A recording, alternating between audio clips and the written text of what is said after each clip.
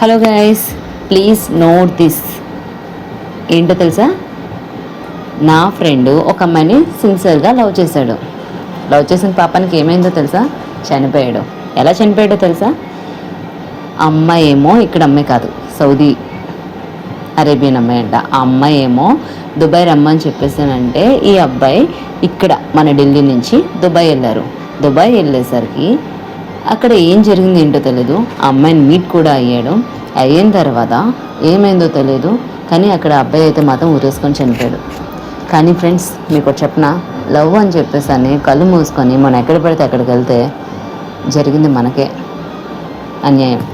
అయినా మన పక్కన ఉన్న వాళ్ళే మనం ఈ రోజులో నమ్మలేకపోతాం. అలాంటిది దేశాలు విడిచిన అక్కడెక్కడో అమ్మాయి లవ్ చేస్తుంది, పెళ్లి చేసుకుంటుందని చెప్పేసి అంటే ఎలా నమ్మేసి వెళ్ళిపోతారు చెప్పండి. సో అందరూ కూడా బాగుండాలి అని చెప్పేసి నా ఆవేదన. ఎప్పుడైనా సరే మన ఇల్లుని విడిచి, మన స్టేట్ని కానీ విడిచి మీరు బయట ఇంకో అమ్మాయిని కలడానికి వెళ్ళేటప్పుడు బీ కేర్ఫుల్ అబ్బా.